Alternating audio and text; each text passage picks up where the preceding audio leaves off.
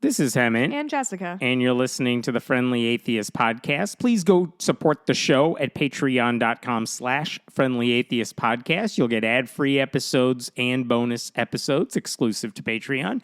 And a huge shout out to some of our more recent supporters. They include Robin H., Haywagon, Never Spent, Andrew H., Hot Mess Response Team, which I want to adopt as a nickname. That tracks. Mike G, Jack C, Chet A, James G, Sarah H, Bonnie B, Melissa C, Rob W, and Ravan. I hope I'm pronouncing that right. Cool. Thanks, everybody. Thanks for your support. And I was telling Jessica just before we started, there are like at least 5 things that could last in an entire episode. Dang, it's a long list he's got there. It is a very long list. And I thought I would start out with probably my favorite story in a long time. I usually don't look at your notes, but I see Kentucky tourism and I'm excited. All right. So this one is going to start with a pastor's article written for a conservative Christian website. Okay. And that alone, like, all right, I expect it to be conservative Christian promotion of whatever. And somehow, despite that being the backdrop for the story, it managed to piss off everybody. Ooh, I which love is when glorious. that happens. And it's like, do you know how bad you have to be to write something for the Gospel Coalition, which is like a right-wing evangelical website, and like to piss off even people who read the Gospel Coalition? Yeah. That's impressive. It's funny because a lot of like smug centrists will be like, well, if both sides are mad at me, I'm doing something right. And it's like, no, you could just be wrong. Yeah, you could be an asshole. Completely. Yeah. So the story here, and by the way, here's how bad this article was. Okay. It's no longer on the Gospel Coalition's website. They took it down because they're like, we don't think this is a good look for us. So it has to be pretty bad. Yeah. And so this is an article written by a guy named Pastor Josh Butler. And basically, have you ever heard the saying, like, if Jesus is the groom, like the church is the bride, yeah, right? Yeah. And this guy wanted to extend that metaphor in the worst possible way. Before we keep going, I just want to caution all of our listeners. Metaphors are only going to get you so far, gang. And the church really leans pretty fucking hard on them. And so when the metaphor starts getting a little tortured, maybe take note of that. This is very badly tortured. I fucking love tortured metaphors. It's so fun. Title, okay, let's do it. Title I'm excited. Title of the article, Sex Won't Save You, and then in parentheses, but it points to the one who will. Sex won't save you, but I forgot Jesus. I was being recorded and my brain just like blue screened at me. Okay. Like, what is this going to be? What is it? Okay. Let me start you. Let me explain this. This guy goes through like 3 different sections in this article, and they start like, well, this is bad. Oh, this is weird. Holy crap. Okay, here's the beginning. He begins by basically saying casual sex in college, which he admits to having, didn't do much for him. Okay, here's what he says. Everybody's bad at sex in college. That's exactly right. Here's what he writes. Idolizing sex results in slavery. You can charge... Okay, hold on, bud. We need to be chiller about slavery. Okay, go. I've gotten one sentence through the article. I'm a good listener. You can end up in the Egypt, which is notorious for holding the Israelites captive in the Bible. You can end up in the Egypt of a new romantic wasteland, more cynical and isolated than when you first began. Yet, I've discovered a crucial corrective in the gospel that can lead us out into true freedom.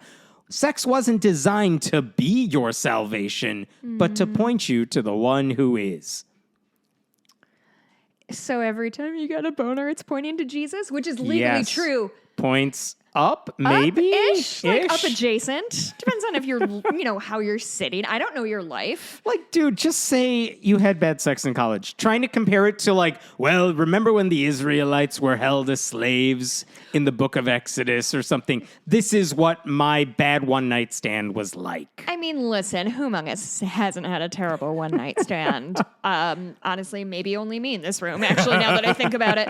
But he says, like, sex wasn't designed to be your salvation. Who thought it was like the high point of everything. Well, okay. I'm going to give him the benefit of the doubt that like people are sex obsessed, which is not untrue for to have it at all or just in general? just obsessed with it, thinking about it all the time. Okay. And so I'm wondering if he's trying to use this like sex obsession. So we let that slide with the benefit of the doubt. And just to point out the obvious. He did not earn that. I'm giving it out of the Right. goodness of my heart. It never occurs to him that some people are fine with casual sex, that they aren't traumatized by it, that they don't regret it, that even whatever awkwardness comes with it, assuming that's the worst of it, that it was, oh, that was awkward, that they might have a good time with it. And that's exactly what they were looking for. Yeah. That not every sexual encounter needs to be like the beginning of a relationship or whatever. Yeah. Like, even if you don't agree with that, just acknowledge that some people do feel that way, even if you don't. But okay. Well, and some people can disconnect the act of sex with like emotional intimacy, and that's okay too. Like just because you have sex with somebody does not mean you're getting ready to marry them. So, but it's not enough Thank for this God. guy. It's not enough for Josh Butler that casual sex wasn't for him. He needs to explain to you why sex within the context of marriage isn't just better, it's biblical. So then he writes about how sex is it's really an act of generosity. If you think about it. It's an act of generosity. He's thinking about women. But only for one person. But only for one person. Let me explain. Here's what he says. Generosity and hospitality are both embodied in the sexual act. Oh, boy. Think about it. Generosity, hospitality. He's going to explain both. Here's what he says, quote, think about it. Generosity involves giving extravagantly to someone. You give the best you've got to give. Lavishly pouring out your time, energy, or money. That's generosity. There's an expression called a generous lover. We understand what it means, sir. He goes on to say, at a deeper level, generosity is giving not just your resources, but your very self. And then, wait for it.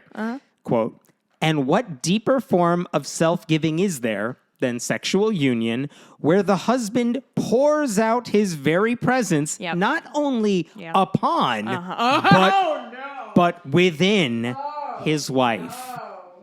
Let me repeat that for those of you who just shut that off. Oh my God. Hold on. Where the husband pours out his very presence, not only upon, but within his wife. Both, apparently. I thought you weren't supposed to spill your seed outside the womb. Well, I guess if you do it within and upon, the within overrides the upon. This is horrifying. I hate I haven't gotten to the crazy part. I can't even look at you right now. You're welcome. I was sure when he said hospitality. We haven't gotten there yet. Okay, so is he talking about a woman is welcoming a man into her vagina and that's being hospitable? That's where we're going, my friend. So the thing I thought of as a joke answer is his actual thoughts. That's neat. That's good. I have no notes here. So first of all, like, it's messed up that the only definition of generosity that he provides at all in this is the man, what's a safe word I could use that won't get us banned on YouTube here, is where the man pours out. Where the man pours himself inside and upon his wife. Spooge, sure. Splooge. There's an L. So, obviously. that's literally the best you've got to give, according to this guy. Well, he's giving and that's unto generosity. Himself, right? Generosity. He's giving a part of himself to his lady. And that's generous. Generosity is the guy getting pleasured. There's no mention of generosity being, make sure you take care of your partner. I've come around in this. I'm on his team. I am very generous.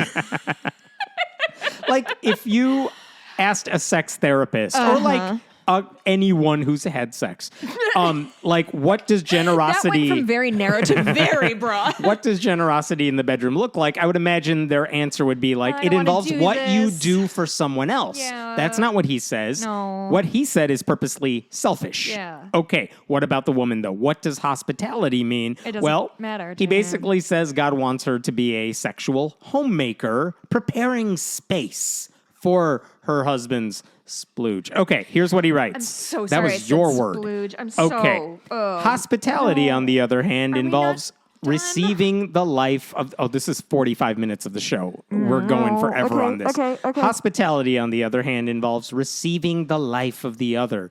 You being women, you prepare a space for the guest to enter your home, welcoming him warmly into your circle of intimacy to share your dwelling place with you. Grandpa, you're Oh, I'm not done yet. Here again, what deeper form of hospitality is there than sexual union where the wife welcomes her husband into the sanctuary of her very self? No, it's not a sanctuary. No, stop it. Like, stop it, sir. This guy refuses to say, hey, sex can be fun. Especially, I could easily make an argument from a Christian perspective that says, hey, kids, when you get married and you have sex, it's great. He doesn't say that. He says, no, I have to make a biblical tie-in, otherwise sex is horrible. So he tries to prose it up, and it gets weird. Wait, I haven't gotten to the end of the second bit. Weird yet. We're not even close to weird yet. Oh, boy. Okay, because I'm still team what's-his-face. Now we're on Josh Butler. Now we're on thrusting. Okay. No. Here's what he writes. I'll read through the whole one paragraph and then we'll discuss. He's trying to argue that the Bible wants you to have a great sex life. So here's what he says. A great sex life. Yep, great. It's qualitative. Great. The most frequent Hebrew phrase for sex is literally, he went into her. Wayabo eleha. Translations often soften this for modern ears, saying he made love to her or they slept together. But the Bible is less prudish than we are, using more graphic language to describe what happens in the honeymoon tent. Honeymoon tent? A tent. Basically saying, when we look at old translations of the Bible, they don't say he made love to her. They say, literally, he went into her. Yeah, dog. It's because puritanical dickbags like you said we cannot talk frankly about sex. It's because older languages, when we're translating them, are pretty literal. They don't have... Well, of course they said it. Like man, caveman, fire. Yeah, they're very literal about stuff. He went into her is a description of sex. There is an episode of Bad People that just came out that I want to talk about, the bonus episode, but it's essentially about how fucking up translations can lead to and does lead to false convictions. They use it via like the Amanda Knox story. And it's truly made me like kind of take pause. And then obviously we know that all the different translations are problematic. But listen, Dr. Julia Shaw, her name was talking about like the little nuances of translation can mean something incredibly different. And she used it's a giant game of telephone. Yeah, well, she used the example hen. And you know what a hen is. Okay. Right? A chicken? Sure. Okay. He looked at me like he's never Where are we heard going of this with animal. this? Well, if you're in the UK and you're saying, I'm going to see my hen, yeah, you might be going, it's slang for chick or like girl or woman. So if in the Bible... They use hen like we use chick. Yeah, exactly. Yeah. So in using this, if I am translating something from English to Spanish, and somebody says I'm going to a hen party, and I don't know that hen means like a girl party, I'm going to say I'm going to a chicken party or whatever. And so think of... And it doesn't make much sense. Right. And they're talking about that in the context of like translating during interrogation. But think of that in terms of the Bible over the last 2,000 years. You've had a lot of translations, a lot of telephone players. And how many hens are there in the world? And again, I don't think his argument is the Bible is more graphic and like less prudish than we are. It's like, dude, that's just an old translation. Of course it's literal. I wouldn't say it's graphic. I would say it's frank. Yeah, it's frank. Fine. Yeah. That's not an argument. That's not an argument for why the Bible wants you to have great sex. That's an argument for like why Ron DeSantis should be banning the Bible, I guess. What's the opposite of euphemism? Defemism? That can't be it. Go look it up. Yep. Okay, I'm going to continue. Then he takes a little tangent, which is just funny. Is just funny. This is right after what happens in the honeymoon tent. One Sunday morning, I learned how graphic this language can be. My friend Karen, we'll just stop there. He's never met somebody named Karen in his entire life. He doesn't have any lady friends. And was he jerking it some Sunday morning? That's what I was wondering. He goes on. He basically says Karen had to read a passage from Genesis 29, which is a passage. She had to. Where Jacob marries Leah and Rachel. And he says the phrase Wayabo eleha shows up, we discovered, a lot. I'm going to read this straight.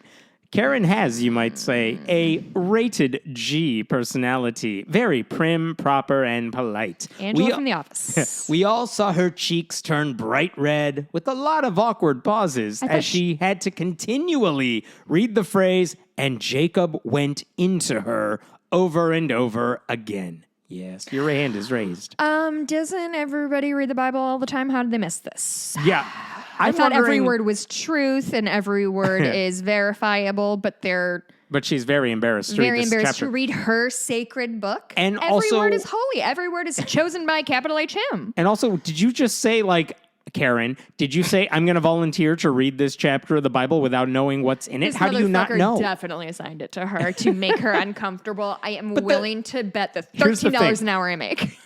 First of all, we're overlooking the fact that Jacob in this story marries two sisters. We did graze right past that, yeah. huh? Like, okay, maybe that's the issue you should be talking about. He's not only married to two women, he's married to two women who are related to each other. Yes. So their children are step-siblings and cousins. We're ignoring the family tree aspect of this. But then he's like, he has a link to Genesis 29 in that paragraph. Okay. And remember what he said.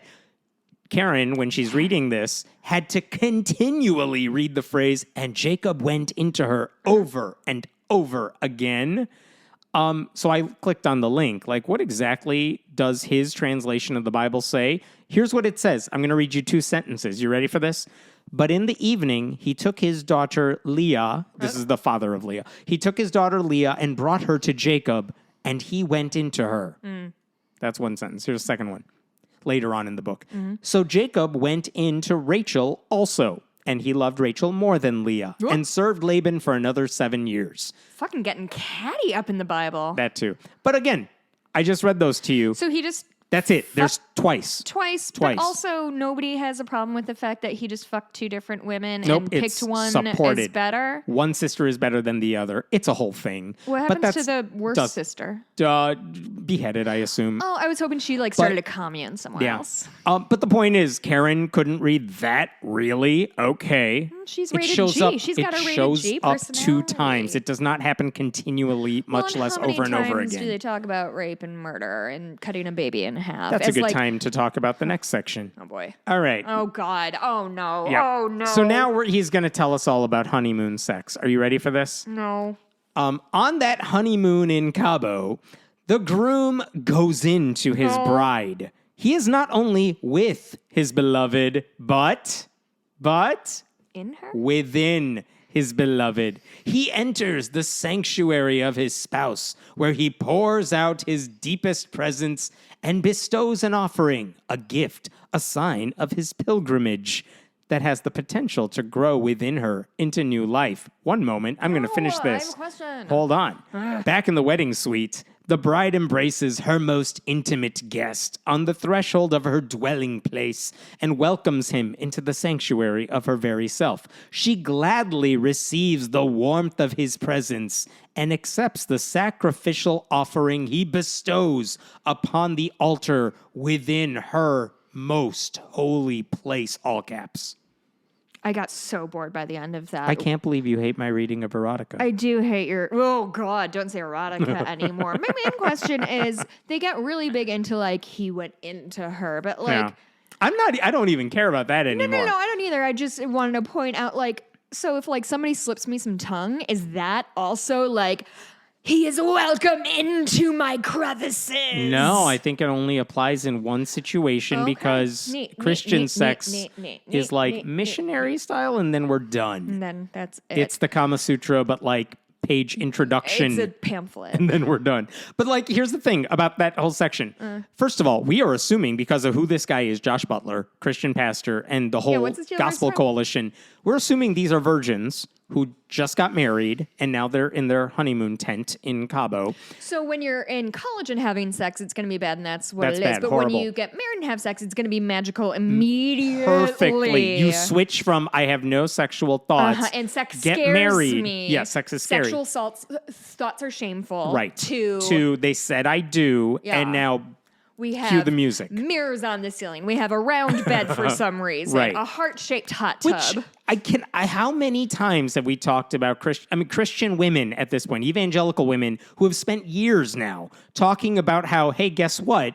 If you grew up in the sort of environment we grew up in, the first time you have sex, shocking, is not always great. It's painful at times. It's definitely not perfect. Great. So this guy makes it sound like honeymoon sex, assuming this is their first time together, is not just like something God wants, but he's writing it as if It is perfect. It should be perfect. Yeah. God wants it to be that way. The woman's going to love it. She gladly receives whatever this guy is offering. And he can definitely find the clit, so that won't be a problem for anybody. It is her most holy place. Oh, boo! It's not even a hole, Emmett. All three of those words are capitalized. What? Most holy place. Ew, Yeah. ew. Gross, gross. You will never hear that description about a woman's brain on the Gospel Coalition's website.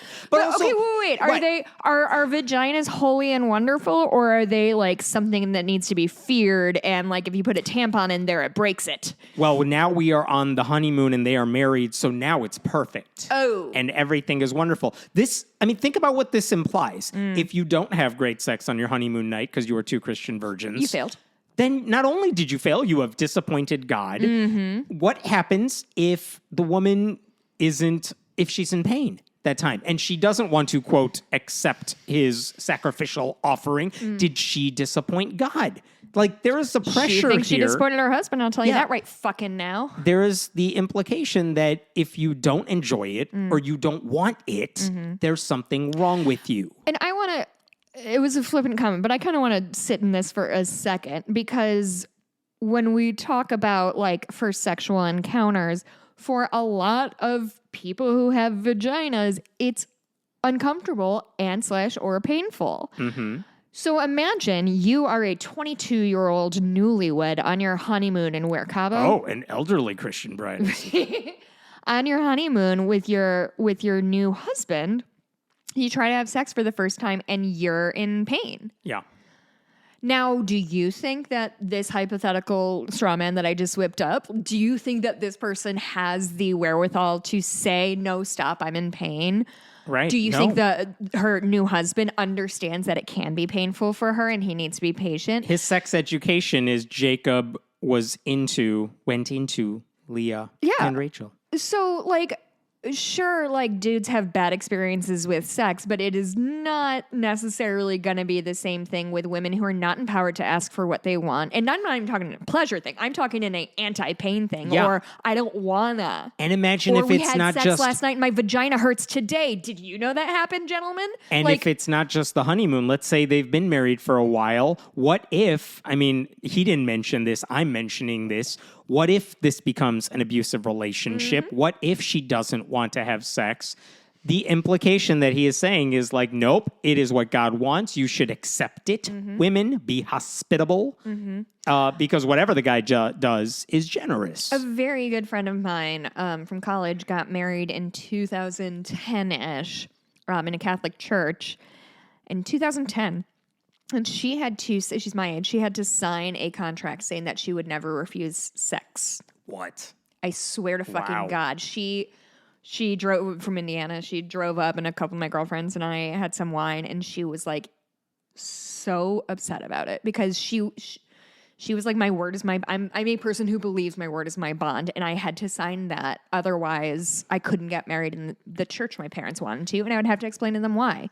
So, yeah, things are going great. Again, Christian women, specifically Bible-believing Christian women, have spent so many years now. Remember the whole Joshua Harris purity culture? Oh, yeah. How many times have they railed against, like, that is so damaging This is to our self-worth? poison. This guy and the entire website, Truly. the Gospel Coalition, has just, nope, don't care, whatever, say what you want. Okay. I will totally assume he did not intend it to go this way, Right. but also clearly has no idea. He has this tunnel vision when it comes to sex, and that there's no other version of sex that could work, because in his view, it's always great, it's always godly. And keep in mind, think about what he hasn't mentioned yet. There's no mention of foreplay. There's no mention of taking care of her needs. There's They no mention will of never how speak of that. sex can be meaningful without it leading to childbirth. And again, the deranged underlying abstinence only message that says you're assuming both people are virgins and having sex for the first time, and it's going to be perfect, which is not going to be the case for most people. So he's never spent any time thinking about a woman's desires. Right. Sex to him No. is what a man does to a woman, not with her. That is correct. Pleasure goes in one That is a direction. very, very good summation of of that. Yes, thank you. And I haven't gotten to the third part of the piece. I know. I told you. Whole episode here. Because then he tries to bring it all together. Why is he talking about this? Because having sex with your wife is exactly like Jesus making sweet love to a church. Here's what he writes. This is a picture of the gospel. Christ arrives in salvation to be not only with his church, but within his church. Christ gives himself to his beloved with extravagant generosity, showering his love upon us and imparting his very presence within us. Christ penetrates his church with the generative seed of his word and the life-giving presence of his spirit, which takes root within her and grows to bring new life into the world.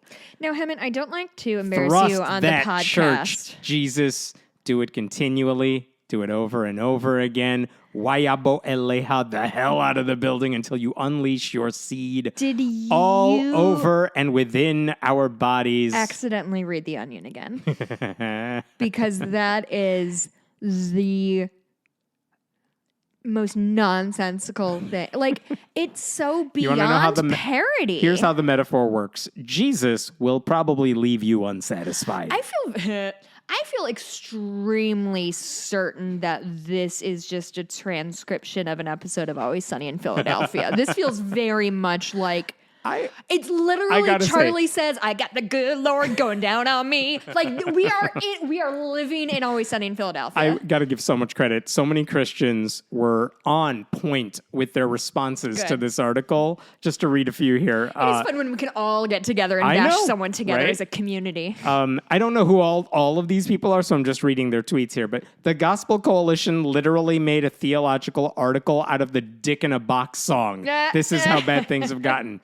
Someone else. Well, I think that's the last time the Gospel Coalition has ChatGPT write an article about biblical sexuality. Boom roasted. If you know, you know, with a meme of the blue Facebook flag saying, marked safe from getting anyone's presence upon or within me today. Oh. Has anything ever been more on brand than the Gospel Coalition publishing this article on the first day of Women's History Month? Oh, boy. Okay. We regret to inform you that the fundamentalists are painfully horny. Another tweet. Another tweet. Christians, queer people make everything about sex. Also Christians, Christ penetrates us with his seed. Golly, that went in such a wild direction. Oh, we're not done yet. Because we're done with the article. But here's the thing. This article was not just a one-off piece of trash. It's an excerpt from a book written by Josh Butler. He wrote an entire book about sex, and he found that chapter, and he's like, and you know, his publishers are like, well, we gotta find a way to publish an excerpt from the book on a popular Christian website. We got to make sure we give them the best this book has to offer, and this is the best they found. Yeah, I'm into it. Yep, and another, totally into it. So they published this on the website. Christians were angry, not for the same reasons we're angry, but some of the same reasons we're angry. Mostly, they're pissed off that it treats women as the recipients and not partners. Okay, that's why we're pissed off. That's one reason we're pissed off. That it ignores abuse, it ignores non-procreative sex, it ignores pleasure for the woman, things like that. One of the people, there's an author named Rich V. Velotis who wrote a blurb for the book. He has issued a statement this week retracting his blurb. Whoa! And he says in his statement, I was wrong to write an endorsement for something I didn't fully read, which is interesting because guess where that excerpt is from? Chapter 1. I'm very curious what he did read. Oh, that's hilarious. Did I read chapter 1? Funny. Oh, I read chapter 1. And this is almost all of chapter 1. You can't read the book without coming across this section. Sure. So don't pretend like this was some part of the book At this point, you got busted, dude. Yeah. You have to say, yeah, you're right. I wrote an endorsement without having read it. I'm sorry. I won't do it again. You got caught with your hand in the cookie jar, my dude. Another author, Danae Pierre, she retracted her endorsement. And she said she only did, quote, a quick skim and assumed his tone in pursuing God was more than enough to endorse this one. I did not read this book, but I wrote a blurb. Can you believe that came back to bite me in the ass? I cannot believe Christians haven't read a book they're fully endorsing. It's so fun. I made that comment on Twitter, and a Christian reporter who I actually think highly of did not know I was joking. And I'm like, I'm not going to explain this one. That's a pretty good joke. Oh boy, this is a mess. Oh, wait, there's more backlash from all this.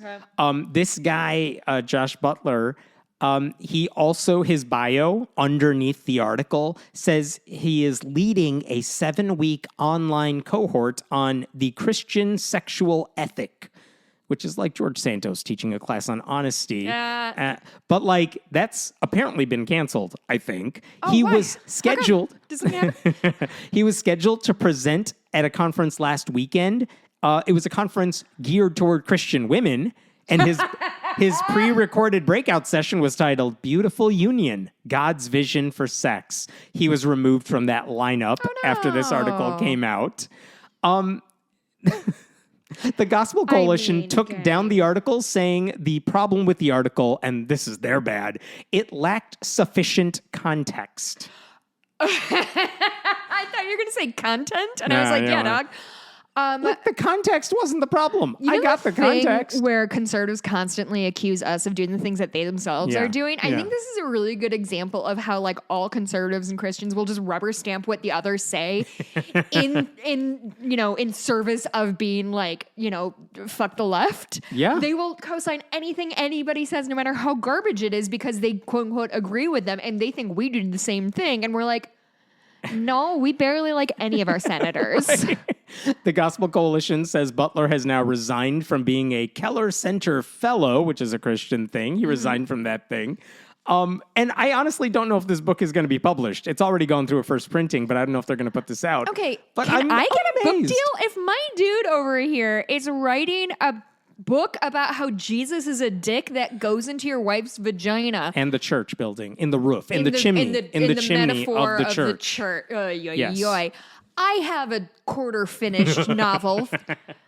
I feel like I should be also given the opportunity to write some trash. How come this guy gets all the fun? Seriously. I'm amazed. They'll give book deals to anyone with pastor in front of their name is my theory. Are we beyond parody? Like, if 10 years ago, if I wrote that for your blog, right, and was like, listen, I'm going to do a whole thing about church, Jesus is a penis. Jesus is a penis. There you go. Jesus is a penis. Is that the episode title? To quote Can you change whatever you had as the episode title? Father, Son, and the Horny Ghost, says one commenter online. That's fun. Yeah. Glorious stuff. Oh, boy, what a mess. I have 5 of these stories, by the way. I'm so tired already. God, it's been a half hour. I'm moving on. This broke this morning, and we need to talk about it. Is it when What's-His-Face fell down the stairs? No. I was real excited about that. I enjoyed all the Mitch McConnell, bless your heart, tweets. Well, my favorite was like, hey, guys, I don't like Mitch McConnell either, but we shouldn't be rooting against him. It's like, grow the fuck up. You wish him dead like the rest of us do. Don't be an asshole. All right, I'm getting to this story. Fine. I'm going to give you some background so this makes sense, because we talked about this years ago, but it's been a while. In July of 2021, Monsignor Jeffrey Burrill, he was the general secretary of the very conservative U.S. Conference of Catholic Bishops, very conservative group. He resigned from this pretty powerful position. Why? Because some outside group tracked his phone and found out that he was frequenting gay bars and using Grindr. So we talked about this. It happened in July of 2021. And, a lot of articles about this were like noting the hypocrisy of a conservative Catholic leader, somebody who took a vow of celibacy, actively opposes LGBTQ rights, which the Conference of Catholic Bishops absolutely does. And here's this guy apparently using an app to meet men for sex. Yeah. Supposedly. It's like, have you seen around CPAC, the use of Grindr has gone up? I'm sure it has. It's very I'm sure fun it did. for me. So, but the thing is, it also raised other questions, and we talked about this at the time, which is the ethics of outing someone like this. Because, listen, all of these priests are sinners in some way or another, but I mean, they would say the same very thing. Christian of they you. would say the same thing. We're all sinners here. But the Haven't thing met is, they're not going after the abusers, the predators. They're going after this gay guy. Yes, that's and fair. like he didn't hurt anybody. So it's like Okay, wait. Can I back up on that? He didn't hurt anybody. Is he an anti-queer pastor? Yes. I mean, the USCCB is an Okay, anti-gay right. organization. So he does that. But in terms of what did he do in his private time, So you're he saying wasn't abusing. they're This wasn't gunning non-consensual. for him instead of Yeah. somebody who's abusing, Yes. children. So that's what we talked about last time. People debated this for a while. And the thing you need to know about this is that where did this all come from? What led to that story?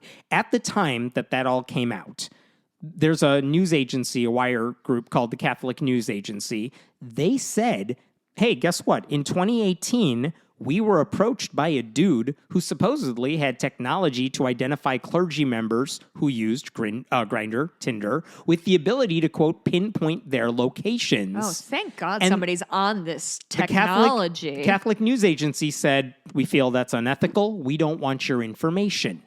That's what they wrote. Good. A conservative website called The Pillar said, oh, yeah, we'll take that data from you. And that's the outlet that broke the news about this guy. So weird seeing a conservative news outlet be unethical. It's so strange. We talked last week about a guy who led a pro-life group, a priest who ran a pro-life group. Yeah. But he has been accused of sexual misconduct. That is also The Pillar reporting on it. So I'm not saying they don't put out legit work, Right.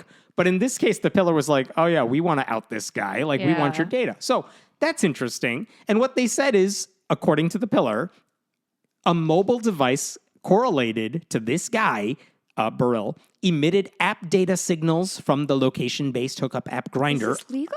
We'll get to that, on a near daily basis during parts of 2018, 2019, 2020, both at his office and his Catholic-owned residence. It's like yeah, I he's do- using it a lot, is what they were I saying. use Wordle at work sometimes. Are they going to come fucking knock down my door? The Pillar wrote that on June 22nd, the mobile device correlated to Burrell emitted signals from Entourage, which bills itself as Las Vegas's gay bathhouse. So anyway, this is the outlet that Is that what published the all this show's stuff. named after? No idea. So they did all this stuff. They wrote that one article. They also said, and this was kind of I wonder where this is going. They never explained where they got the data from. That's important to know. Okay. And days later, they had a follow-up article where they said, we also have some data that suggests that priests in the Archdiocese of Newark, New Jersey, were also using Grindr. And they said that in 2018, the data they have shows, and I'm quoting here, at least 32 mobile devices from within areas of Vatican City that are off limit to tourists were also using those apps. None of them So, buy their own bullshit. none of them. It's so weird. But here's the thing. They never outed anybody in the Archdiocese of Newark. Why not? They never followed up Let's on that. go to the Vatican. We also did not learn that the Pope is on Grindr. Like, none of that ever played out. Like, the story just kind of died away What after if that. the Pope was on Grindr? I mean, good for him for having some sort of. I mean, How it's old's no he? worse than what the Borgias did. Like, they certainly fucked around in sex. But But, here's what's interesting now. So they said, we have data that suggests this stuff, but there was no big explosive blockbuster article that came out after that. Right. So it's like, well, this is interesting. You have all this data. So far, we've outed one dude for seeing other men, supposedly, Right. allegedly, and that's kind of it. Then this thing just went away for a while. Today, Thursday, the Washington Post's Michelle Borstein and Heather Kelly, who's a tech reporter, Michelle Borstein's a religion reporter, they have more information on where all this came from. So we haven't known any of these answers since this time. Here's what they learned. It's conservative Catholic donors in Colorado who have poured millions of dollars, $4 million at least, into the technology that allows them to basically spy on various priests. And they did it, they said, to share that information with bishops around the country. Burrell was like the tip of the iceberg. so this is a network of snitches. Yes. And they are going to get a mess of stitches.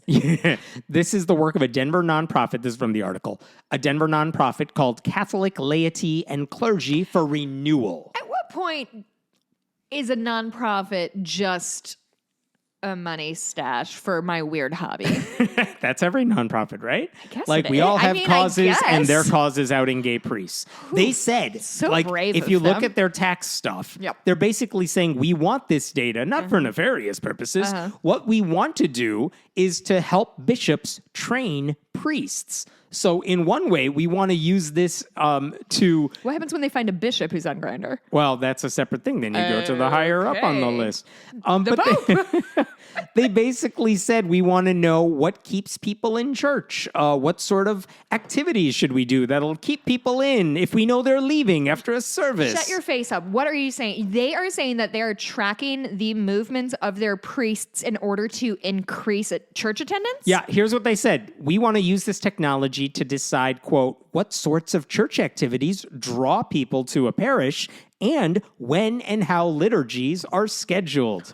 That's why they want to track your phone. Oh my God. But obviously, the only time we've ever heard of this data being used is to track one dude who was on Grindr so far. But they have over $4 million over the past few years, which they have spent on purchasing this data, analyzing this data, paying staff, and hiring attorneys. Here's where it gets even more interesting. The group's president. Is there a person who is spearheading this? I mean, Or there's is the group has a president, but it's random people. These are not Catholic officials. These are rando conservative Catholics who said, you know what the church needs? We need to spy on our gay priests. In Colorado. Why is that the thing that's blowing my mind? Jade, Jayd is his name. Jed Henricks said the reason he wanted to form this group was because there was a cardinal, Theodore McCarrick, who is the highest ranking guy to get accused of sexual abuse and got defrocked. It was a whole thing. He said, we want to, quote, spot dangers that could lead to more scandal and heartache for the church down the line. But they're not tracking these priests to see who might be abusers or, Here's the thing, though. predators. They're going after the guy going to a bar If you're looking for or using an abusers, app. and what you found was a man who, ethically dubiously is using an app to meet with other consensual adults to have a consensual sexual encounter. Yep. That is the problem with the Catholic Church, not, again, the thousands and thousands of examples of abuse we have seen just in the last several years alone. Nailed it. Okay, so And live less, love out here, to this guy, a priest having a same-sex consensual hookup is an ethical lapse on par with what McCarrick did to those kids. And the problem, and the thing is, God, this is incredible because he is saying, we know Catholic priests are up to no good. Look at this example of a bad guy who did bad things. Yeah. But they're not going after that guy. This is very like Reagan era war on drugs of like, we're going to take down these big drug kingpins, but they're really just like arresting black kids in New York with a dime bag on them. Yes. The Pillar never said where its data came from, but the Washington Post spoke with people Is this connected. why people are anarchists? I'm feeling very anarchic right now. That's not what the word This is what the Washington Post found. The group says it obtained data that spans 2018 through 2021 for multiple dating and hookup apps, including Grindr, Scruff, Growler, and Jacked with an apostrophe instead of an E, all used by gay men as well as OkCupid. But most of the data... That is more gay apps than I have ever even heard of. And these people are on them nonstop because, we got to They're stop like the people. digging up the deep one. Yeah. But most They're of like the data... farmersonly.com. But most of the data appears to be from Grindr, and those familiar with the project said the organizers' focus was gay priests. Yeah, not predators, not anyone harassing children. It's going after these guys. How and can they where did defend this stuff come from? How can they defend this? The sources are data brokers who get the information from ad exchanges, which are sites where ads are bought and sold in real time. The thing is, it is legal to sell this data, buy this data, but usually they might say, for example, I'm making this up, sorry tech people if I'm wrong, we have a bunch of men who go to like some location, we could put ads in that location or on their phones that might target that demographic.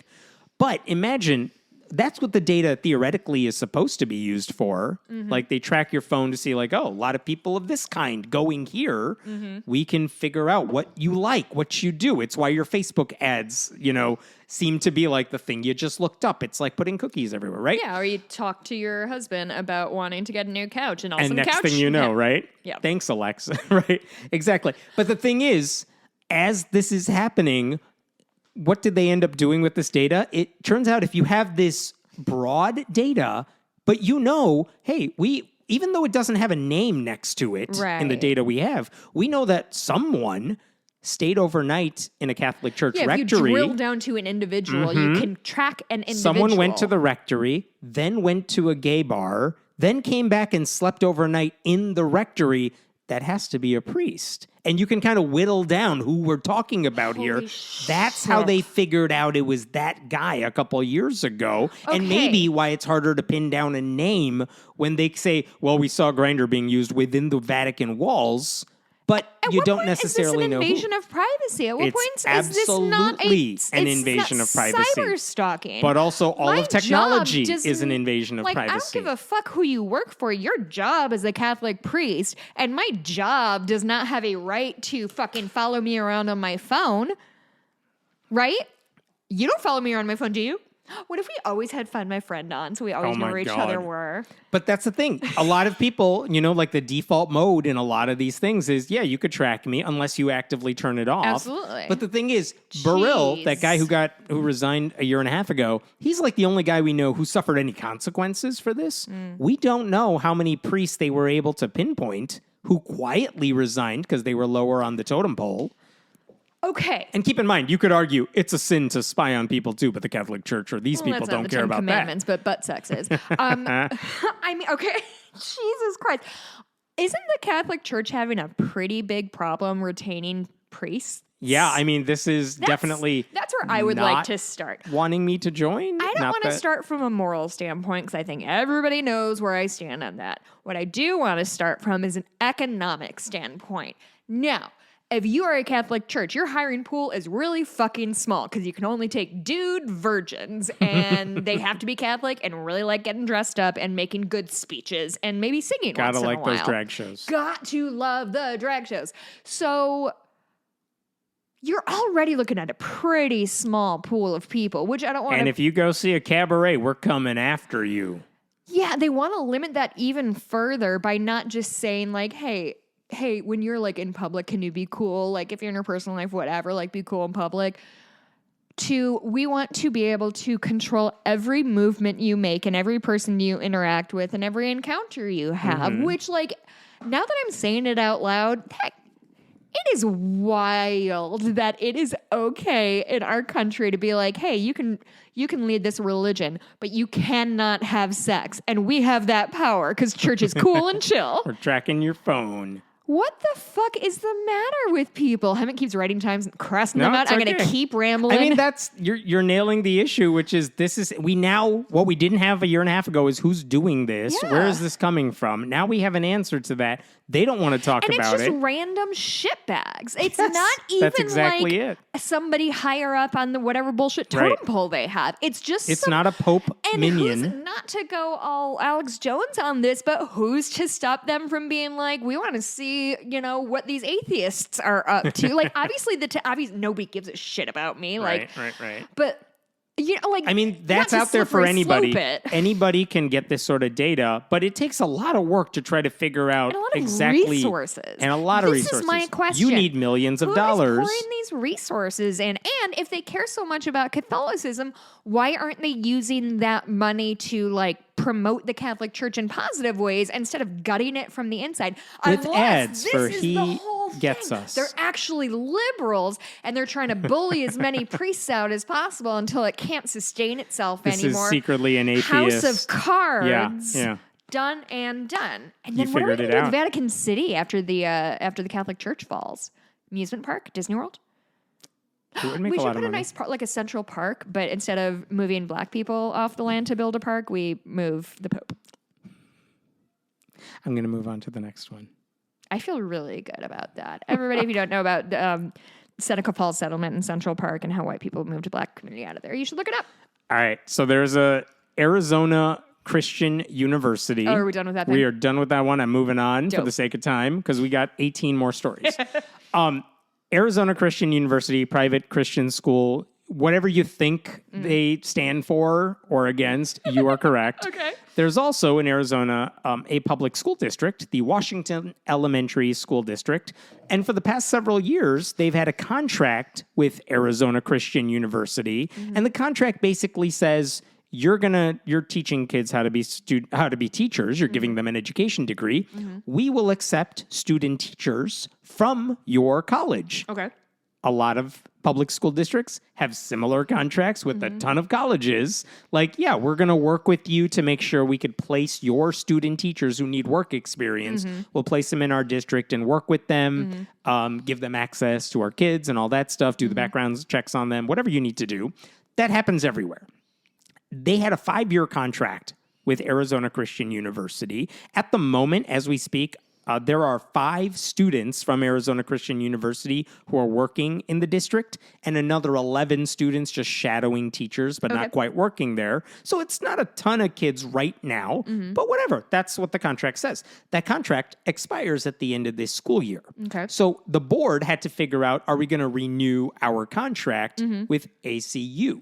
And what they just decided a couple weeks ago is that, and this is a unanimous vote of 5 people, let's not renew our contract with Arizona Christian University. Specifically, and according to one board member, her name is Tamilia Valenzuela. She wasn't on the board when the contract was signed. She is now. But basically, she said, our values as a district don't align with ACU's. And even though we have a teacher shortage, that shouldn't override the message we want to send to students. Right. For example, Arizona Christian University says on its website, we promote, quote, traditional sexual morality and lifelong marriage between one man and one woman. What is the That's what the problem college stands with for. People, why are you so obsessed with people fucking? This is the college saying, what do we want to get out of this? We want to make sure you hate the gays. What the fuck is the matter with? Is this just an us versus that? Like, we need an invisible enemy. They can be anywhere. Yes, and we don't have the technology to track your phone, so we're just going to put it on our mission statement. My gaydar is coming along nicely, The school district actually cares for LGBTQ students. Hey, isn't that a nice ACU change? clearly doesn't, and this is what the school district said. Are we only performing performative solidarity, or are we going to dig deep and actually look at the partnerships we're doing? That's what the board members said. She said, at some point, we need to get real with ourselves and take a look at who we are making legal contracts with and the message that is sending to our community, because that makes me feel like I could not be safe in this school district. That makes other queer kids who are already facing attack from our lawmakers, that they could not be safe in this community, unquote. That's what the board members That's what said. an actual slippery slope looks like. Not if we let gay people marry, it's going to be rats marrying spaceships next. Another board member, Kyle Clayton, chimed in basically saying, I agree with all of that. And then he added that the school also puts an emphasis on proselytizing. Like, their goal is to spread Christianity. Sure. They don't hide that. And that worried him. He said, it just takes one off-the-cuff comment, one moment, to then have trauma for a child that's already vulnerable, already experienced trauma, and it could last the rest of their life. Now, I should say, another board member pointed out, and I think this is correct, that just because their values don't align, well, student teachers from the Christian school would be obligated to follow the district's policies, not their own faith-based ones, when they're working at the school. Fair. I mean, you would think ACU, the Christian school, would be aware of that, and it didn't bother them. But we cannot depend on Christian colleges to keep their mouths to themselves. So, and the board president, Nikki Gomez-Whaley, pointed out that this is not about Christianity. This is about bigotry. She said, for me, this is not a concern about Christianity. There are plenty of Christian denominations who are LGBTQ friendly. So I want to make it clear that for me, my pause is not that they're Christian so much as this particular institution's strong anti-LGBTQ stance and their strong belief that you must believe this to your core and you take it out into the world. How do you shut off an essential part of your being and not be biased to the individuals in which you are in charge of nurturing and supporting unconditionally? So this is the discussion they had at their meeting. Unanimously, they said, yeah, we won't renew our contract with them. I think this is like, this is where I thought for a second, maybe shaky ground, but I didn't think so. Because they're not saying we want to stop Christians from working here. They didn't. They said this one school. Yeah.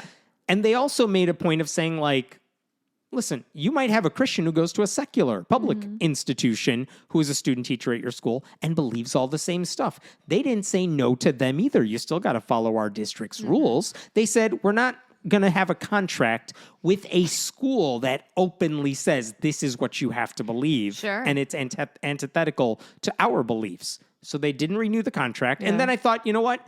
I think that's a fair thing. There's no legal obligation to renew a contract. Right. There was no legal obligation to sign the contract. Nobody got fired. Nope. There were no financial consequences. And the kids from ACU who are currently student teaching, they will finish their time. They will get the whatever they need. And then it's done. That's it. And people who go to that college and other Christians know you can't just walk around being a bigot and expect everyone to just accept that. So let me reiterate. This is where I was on shaky ground. There is no proof whatsoever that any of the student teachers said, and you weren't alleging this, that no one said or did anything that said anything anti-gay. Yeah. There's no evidence they did that. There's no evidence they tried to preach in the classroom. But when you go to a school that its motto or what the fuck ever is like only P and V sex after marriage, then like their mascots are wild. Here's the thing. The headlines for this story on right-wing websites. Oh boy. Here's Fox News. Arizona school board member says district should reject hiring teachers with Christian values. Quote, not safe. That's not what she said at all. They didn't say don't hire teachers with Christian values. And by the way, Fox, what are those Christian values that you think the school is opposed to? Hey, gay people. Right. We think penises are icky when they are near other penises. The New York Yucky, Post, yucky, yucky. also a Murdoch publication, ran the same Fox News article, but their headline, because the board member who kind of spurred this change, her picture has cat ears on her head. And so they said, cat ears clad school board member says district should not hire teachers from Christian university. As the way that's worded, it's like, don't hire from any Christian university. Like, who cares how she looks? I don't care. Also, she doesn't identify as a cat ear wearing. I'm she pretty probably had sure it in her that's like profile picture, and I'm allowed to. What is the matter? There's another Christian outlet called The Stream, and their headline, just wildly inaccurate. New Arizona school board member says the district should not hire Christian teachers. Yeah, That's not even you know what, close. Dude? Fucking nailed it. You got all the important words. Not even close. So this morning, this is Thursday, March 9th, Alliance Defending Freedom, the right-wing legal group, they filed the lawsuit against the school district. Now, what are the damages? I don't know. There again, I And know how are I'm they not affected? Don't you need standing? Well, they can represent the the school, but basically, I don't know what the problem is because I know I'm not a lawyer. The public school district Call your is wife. not obligated to renew a contract if they don't want to. Even if they say, look, this is our concern. Doesn't matter what your concern is. They honored the contract they signed. They decided not to re-up. Do they want a free market or do they not want a free market? Arizona Christian University responded before the lawsuit was filed saying, that's wrong, it's unlawful, and it'll only hurt the district students by not renewing our contract and taking our student teachers. That's not how it works. So I don't know where this is going to go. I know right-wing groups have used this as a weapon already. A surprise. Well, listen, as if this is anti-Christian. It's not. It's Right. anti-bigot. Right. And if whoever's complaining are equating those two words, that's on you.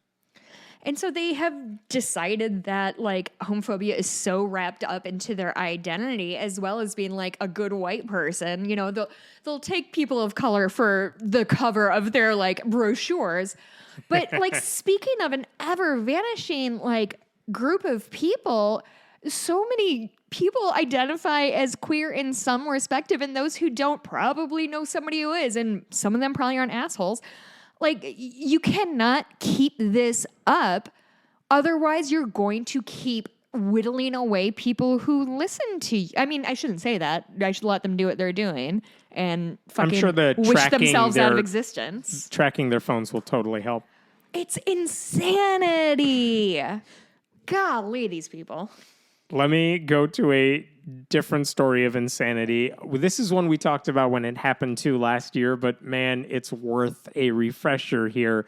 Catholic Charities in Omaha, Nebraska, of last May, a 27-year-old man named John Channels, he pulled out a handgun and began shooting inside the Catholic Charities building. Oh. Workers screamed, they ran away, they saw bodies and blood on the floor.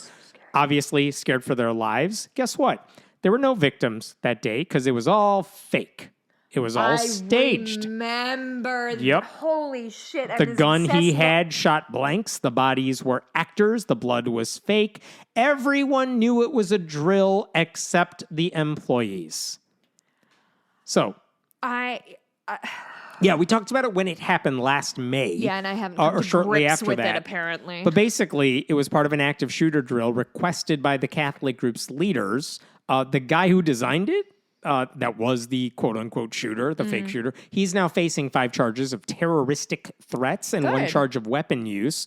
This is old news. Okay. But basically, like, at the time, the county attorney said, like, someone could have gotten killed. Think of the potential things that could have happened with this. It's frightful. Thankfully, no one else got hurt more serious than the mental damage these individuals suffered, which is an understatement. Yeah. But actually, it's not even true because there were people who were injured because they were running away. Yeah. And not to mention fucking PTSD you get no from thinking kidding. you're in an active shooter situation. This is one of the stories we talked about when it happened. Here's one of them. Sandra Lopez heard 3 gunshots behind her. She ran as fast as she could toward a retaining wall with the dumpster several feet below. She tried to jump into the dumpster to hide. She landed outside the dumpster and curled into the fetal position. Fearing she would be found and killed, Lopez then ran about 3 blocks to a fast food restaurant to hide inside. That's what happened because of this drill. And listen, if you go to a public school, they have active shooter drills. They can be traumatizing. There are many arguments against doing that for that reason. But even the students know what's going to happen. Yeah. Like the whole game, that's a wrong word to use, but the whole reason you do those drills is to say these are the best practices. Yeah. We want you to get used to the repetition of this so that you know what to do when your mind is going to be focused elsewhere in the hopes. Listen, I'm not defending them. I'm just saying that's what happens. Right. Everyone's in on it. In this drill, they did not tell the people what was going on. So, of course, they would think something's going on. So here's the news that happened this week. Sandra Lopez, the lady I just mentioned, who jumped near that dumpster and had to run, she still works for Catholic Charities as a loan officer. Like today, she still works for them. She is suing the organization for what they put her through. Good. She has been diagnosed with PTSD. She continues, she says, getting treatment for back injury she suffered while running away. And she says the lawsuit says higher ups at the organization who knew this was a drill lied to her on that day. For example, she saw the chief community engagement officer knock on her window and yell, "Out, out, get out," basically, run out. She saw the executive director of the place, appearing to be terrified, run toward an exit. This lady, Sandra Lopez, asked what was happening. None of them would respond. And when she asked the head in charge, like, what happened? The lady in charge said, "It is a shooting." Like, they all lied to this lady. So these to make sure. motherfuckers took what should have been a very serious drill Yeah. and turned it into their fucking Oscar moment? Yes. Okay. And just to add to that, she ran to a nearby the fast food restaurant when her son picked her up, and he called the company immediately to let them know his mother was safe, because wouldn't the company want to know that she's safe? Only then did he find out that this was all for show. The son said, "Why didn't you tell my mom this was staged?" The supervisor replied, I'm quoting from the lawsuit, "We wanted to see how people reacted." Okay, I've just been rewatching The Office, and literally, this is an episode of The Office because I just watched it yesterday. Dwight pulls the fire alarm and then walks around and makes like a fake fire in the corner and then walks around and says, oh, it's a fire. Should you do this or should you do this? And meanwhile, everybody is fully panicking. This is literally exactly what that is, except for, and let me emphasize this again, there was a man walking around firing a fake gun. Yeah. Yep. According to her attorney, did they intend to create fear in her mind that she could be shot? The answer we would say is absolutely Obviously, they did. they did. We do so allege that they specifically intended to terrorize Miss Lopez. The first hearing for this is going to be next week. Like, they did this shit knowing it was going to scare the hell out of you. Okay. Which was the point. So not Ms. Lopez specifically, but would care. Everyone in general, but he's representing his client. Right. And again, it's just, I feel like everything with the word Catholic attached to it is a whole institution dedicated to, instead of solving any problems, let's just create new ones from scratch and leave everybody we touch worse off. This reminds me a lot of the big kind of military school push of the 80s, 90s, early aughts. Paris Hilton went to one famously. It was incredibly abusive. But it's this same kind of thing of, for whatever reason, we will just pay people to make some shit up. Right? Like, I understand people talk about we're over, like everybody needs too many certifications for everything. But on the other side of that, maybe if a dude is going to run an active shooter drill in a place of business, he should have some sort of formal training. Same as like these people who open up these military camps. They're just like some dudes who read some books and are like, yeah, we can fucking do this. And everyone's like, yeah, fucking take my kids. I hate them. So we have this problem that confident people will just walk and be like, yeah, I know what the fuck I'm doing. Because they want to, because they can, because people will take abuse of power every time. And this motherfucker took his moment to, quote unquote, help train people for the worst day of their life and created the worst day of their life for them. Mm-hmm.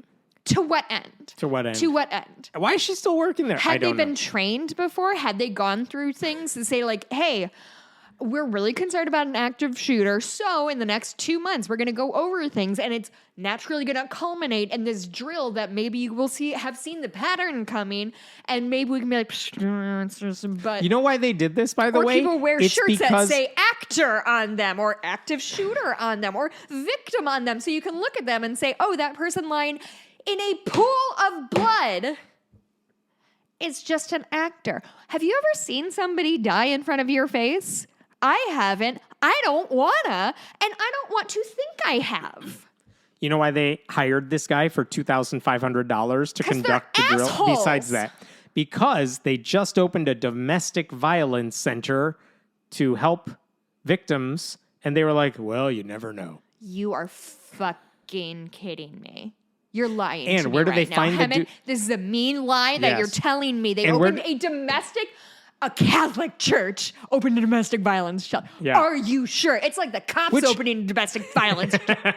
Yeah, it's like, really, do you think you're in the best position to safeguard people who have been traumatized? You don't even like women. Yeah. You don't even let them into your little club. Why the fuck do you care? That's a great segue for this next thing. I'm tired and angry, though. Too bad. You can add more to that. Okay. Our friend Dave Silverman tweeted this. Dave, are you ready for this? It's short. Bud, you did so good that one time on O'Reilly. Like, can't you have let that be your legacy? No, here's his legacy now. His tweet. It's a poll.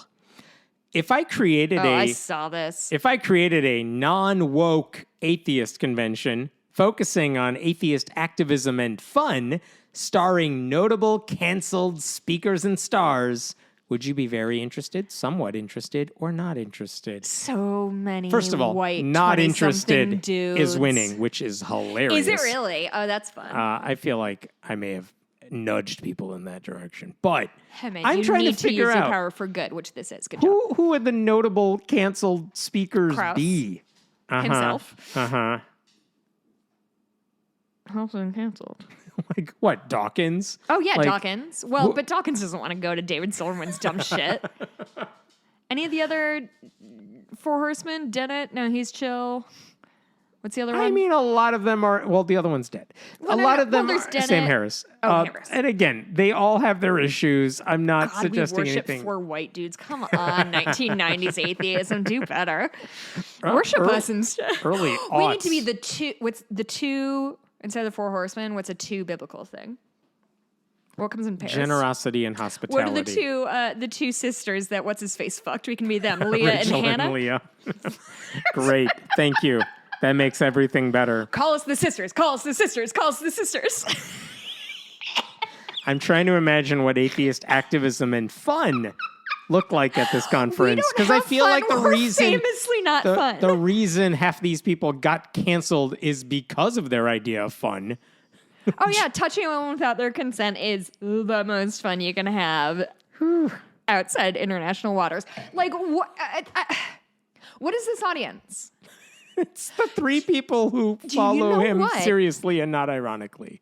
Okay, I don't know. Oh no, I do know. Okay, this is what I think is happening. Let me compare it to another thing that's happened. Do you remember the film Morpheus, starring No. Jared Leto, the worst human in the world? No. This movie that came out recently. It's either Marvel or DC. I don't care. Don't at me. And it flopped. It was terrible. And then there was this like groundswell online of like, no, re-release Morbius. We really want to watch it. Blah, blah, blah. And then they re-released it and everyone's like, no, dog. Nobody wants to see this fucking movie.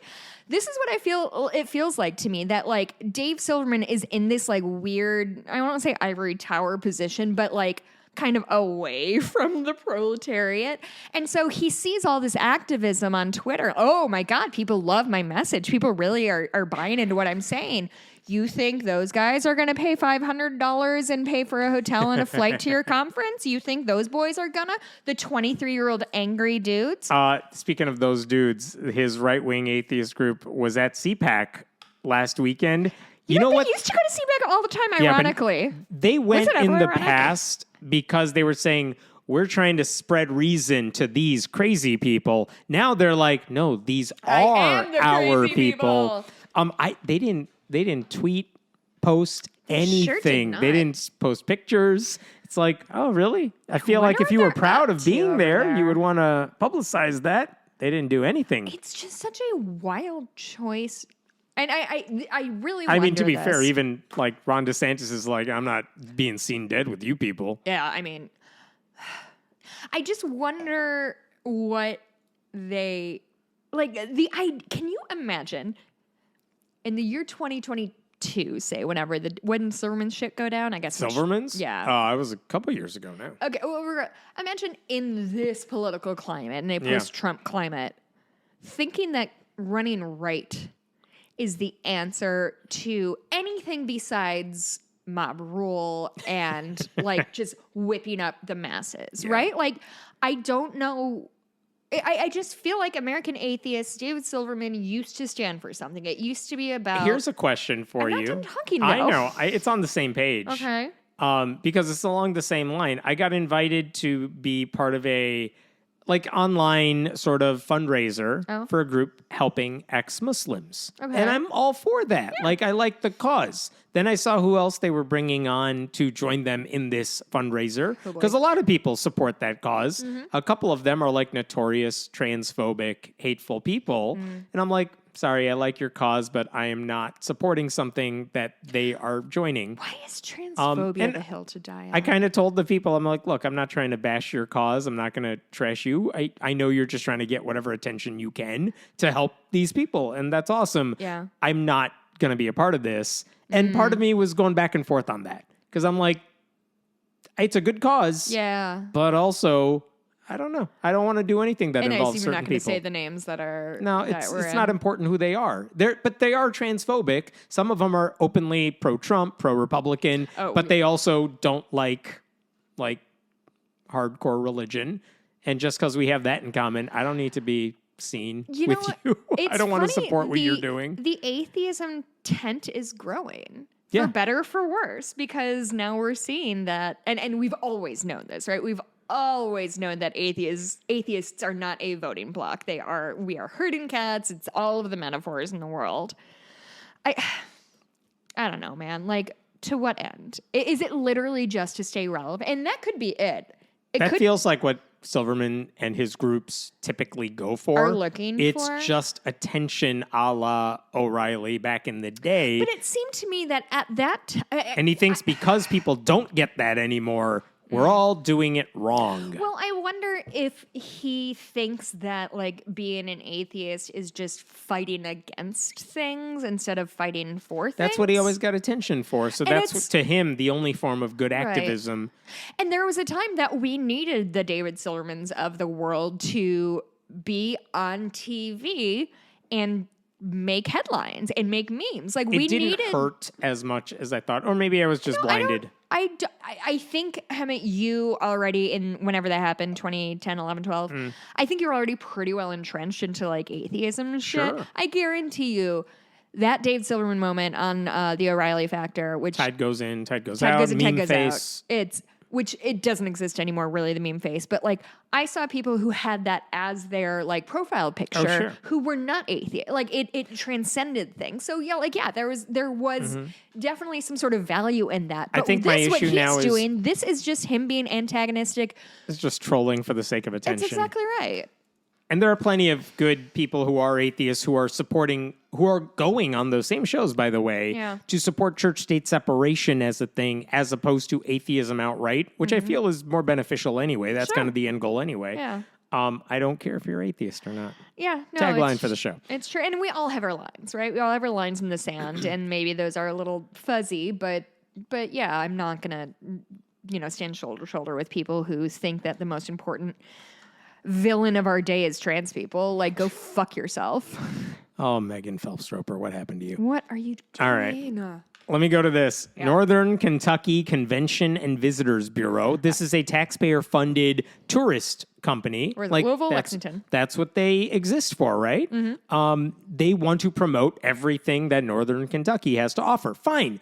That's what you do. And if one of the things that is a tourist attraction in your neck of the woods is Ark Encounter and Creation Museum, it's honestly, to me, it's not even a problem if they feel like we want to promote, come to all of our things because it's a tourist attraction. I don't think that's a church-state separation line or anything like that. No, I agree. It's just a thing that brings people to your community. It helps the hotels and businesses in theory. So fine. But they posted some ads on Facebook recently, and this is not from Ark Encounter. This is from the Northern Kentucky Convention and Visitors Bureau. Here's how they promoted Ark Encounter. Really? Just how big was Noah's Ark? About 510 feet long, 85 feet wide. Better yet, come see a full-sized replica for yourself right here in Northern Kentucky. Start planning your trip today with a video of Ark Encounter. And the problem with that is this reference to come see a full-sized replica. It's not a full-sized replica. Replica implies there was something like this. It's a plica. It's not a thing. It didn't exist. Did you say plica? Yeah. Here's Did another. you write that down earlier so you could say it on the air? I tried so hard. Here's another ad they have.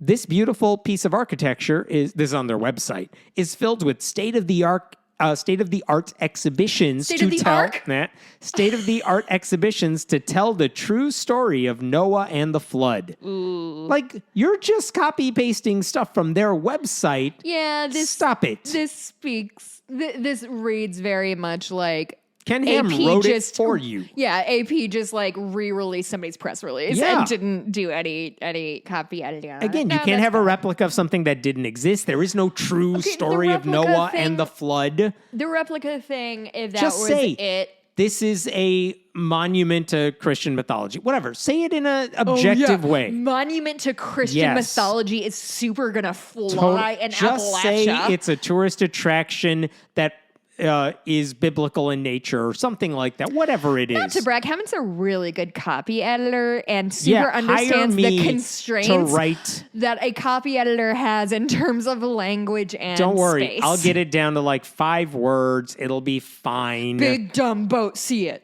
Yep. Kentucky logo. Boom. Done. And by the way, what's also weird about that, this is brought up Dan Phelps, who's a retired scientist who's been a watchdog for all things answers in Genesis. He's written to the Bureau Is he saying... related to any of the famous Phelps? Nope. Not even Michael? Nope. He wrote to the Bureau and he's like, stop doing what you're doing here. Maybe you didn't realize it was a problem, but it is a problem. They haven't responded to him. He also pointed out that the Bureau works with...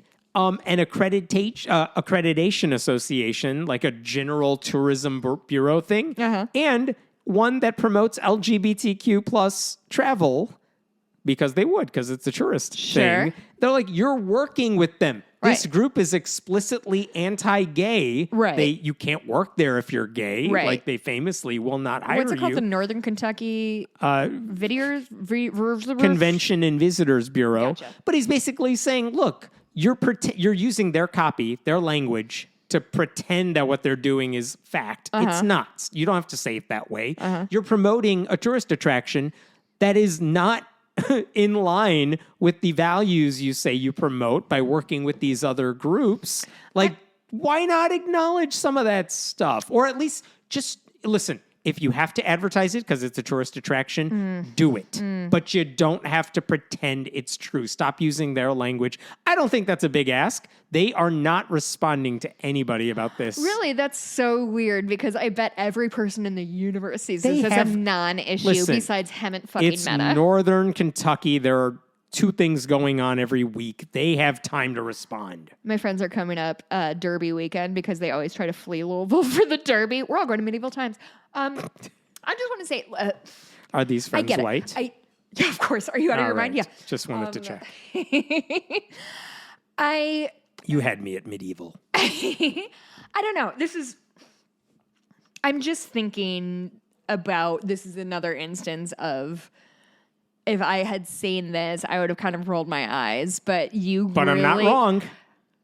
Oh, my God. You can roll your eyes at, like, it's a petty thing. It's very petty. But it's not wrong. We're not asking... There's no lawsuit here. It's just like, all you have to... Just stop saying it's true. Say it's a monument that a Christian group built in some language. I don't care what you say. This is what I have noticed is... You're so even-keeled, and so if ever you're more agitated about something than me, I find it so off-putting that I'm like, what the fuck are you on about? Stop being everyone in my life. Sorry. All right, this show wrapped up 20 minutes ago, but we're still going because the Supreme Court weighed in on a big case this week, and it made no headlines because this was so under the radar for a lot of people. Bad news or good news? Well, it's news. I need to give some backstory so this makes sense of what they did because it's complicated. Show's almost over. Yeah, whatever. We'll go 7 hours. Here's the backstory because I want to make this make sense because the overarching theme here is super important. It would be. It's the Supreme Court. But what happened this week is low on the radar. Okay. In 2014... For the public or for us? For everybody. Okay. It's low on the radar of everybody. Not the biggest news, but it could be big. In 2014, there was a shooting spree in Florida, and a local police chief posted a letter... Shooting? What? The Pulse shooting? Nope. You didn't hear about it. But a police chief in Ocala, he posted a letter on the department's Facebook page saying basically they were going to have a prayer vigil. And he very clearly said, we need fervent prayer. I'm urging you to support this community prayer vigil. It was Christian. Treating Mitch McConnell's concussion with prayer. It's going poorly. I don't know if you're joking or not. But I don't know if I'm joking or not. Please just pray over it. Yeah. I'm fine with it. Everyone should pray for it. And then all the doctors should walk away and pray. This is why we're going to get demonetized. Not because I say like cunt or whatever. It's going to be because I actively wish the sitting senators. Just pray. Okay, but this police chief, first of all, it's just stupid that he thought the best solution to stop crime was prayer. I mean, he's the police chief. That's what dumb. else could he do, Hemet? I know. What could a police chief do to stop crime? He could shoot more black people. Has he tried that? That's going to get us demonetized. Your joke. Okay. Don't say joke with verbal quotation marks. It was a regular joke. The American Humanist Association at the time wrote a letter to this police chief basically saying, remove the prayer request. All of the cops can go to the prayer vigil. That's fine. You can go to the prayer vigil. Yeah. That's fine. Yeah. Stop putting the logo of the police department on a Christian prayer vigil. Just keep them separate. Not a hard ask. And that's it. Nothing came of that request. Literally, I went to go check. That post from like 8 years ago is still up on their Facebook page. Dang. And guess what? The whole police department or whatever participated in that prayer. And there have been 0 shootings in Florida ever Florida's been perfect since. ever since. No Yeah. notes, Florida. So shortly afterwards, local residents complained about the vigil to the mayor, and he responded by saying, well, we open every city council meeting with a prayer, and we end the prayer in Jesus' name we pray. Our city seal says, God be with us, and we pray that he is and us with him. So Like, when we put "In God We Trust" up in our classrooms, that does not promote Christianity, but the fact that you pray before your meeting means you hella promote Christianity. Y'all have to pick a side. You cannot keep playing both sides of this. Pick your lane. So basically, everyone... Is the world a Christian nation, or is everything about God neutral? It can't be both. Can't be both. The American Humanist Association at the time, again, remember, they sent a letter, ignored. Their members who complained to the mayor, they got ignored too, rebuffed. Gotta go knock on that so door. Finally, after all the polite ways of taking care of this, they filed a lawsuit just saying this is a constitutional violation because the police department supported the, quote, revivalist event. Officers prayed, sang religious songs, delivered Christian sermons at the vigil. The Facebook post involved the department letterhead. Anyway, gets to a judge, district court judge in 2016. He says, yeah, the AHA is right. Like, the department cannot promote wildly Christianity. inappropriate. He wrote, at the time, the government cannot initiate, organize, sponsor, or conduct a community prayer vigil. That is what happened here. And that's it. Cool. Like, Easy that was the peasy. right Wait, is that decision. Supreme Court? No, I was a district court judge first. Oh, boy. First thing. But basically, here's where the issue, and this is where the meaning this is where the meaning is important. Okay. The judge said, the establishment clause that says you can't do this sort of stuff relies on the application of something called the lemon test, which we've talked about. And if Yeah. you're a lawyer, you know about And this. it's not a lemon party, Not a gang. lemon party. What he said, what's the lemon test? It says any law, any statute has to have a secular purpose. It cannot advance or prohibit religion, and you want to avoid excessive government entanglement with religion. Well, what about this? Who's that named after? I forgot. But the Ocala prayer vigil, it obviously had a religious purpose.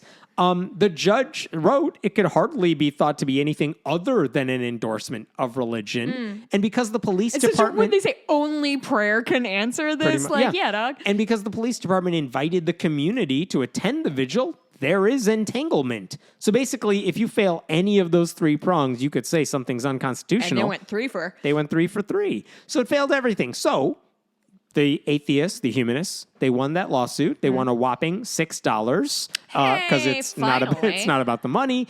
But I'm still that waiting was for it. my 2 cents from that lawsuit. For what it's worth, the taxpayers in Ocala were on the hook to pay the legal bills for the AHA. But anyway, right-wing groups began, like the American Center for Law and Justice, they appealed that decision, thinking we have some nice justices on the appellate court. This is the time. Their lawsuit, their appeal used phrases like cancel culture. You're fucking lying to me. They said the atheists... simply cannot keep saying cancel culture. They said the atheists were trying to shut down protected First Amendment gatherings. That is what we do.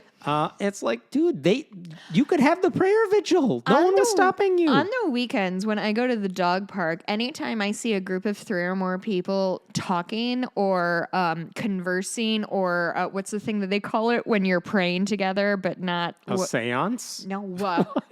I just run through them like a bowling ball and scatter them because as an atheist, it's my job to make sure more than 3 people don't gather in their faith. I just, you can't be safe enough. You can't be safe enough. It worked. The 3 judges they got, all appointed by Republican presidents, they unanimously overturned the earlier decision. We love Christianity. How come everybody else doesn't? I'm a judge. This is last year.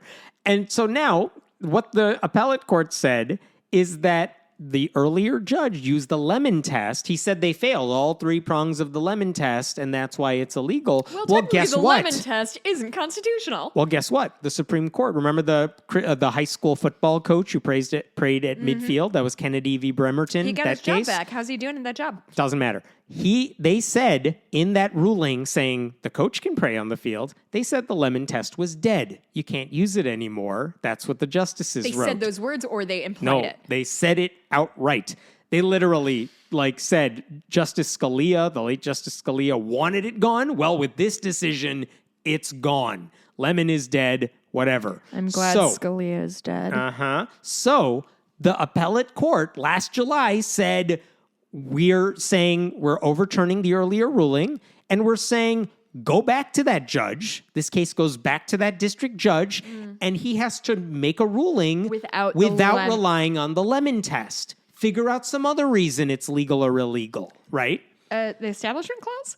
Well, what they said is, what they said in Bremerton with the football coach is, you can't use the lemon test, but the thing you can use, this is like what they do with invocations at city council meetings, if it's historical, if it's tradition, if it's like there's some standard that this has been going on for a while. More than 5 years old. Yeah. Like that one cross. You can't use the lemon test, but you can reevaluate the legality of the prayer vigil using tradition as the standard, which is what the Supreme Court wants to use, which of course favors Christianity at the expense of everyone else, which is why conservatives like it.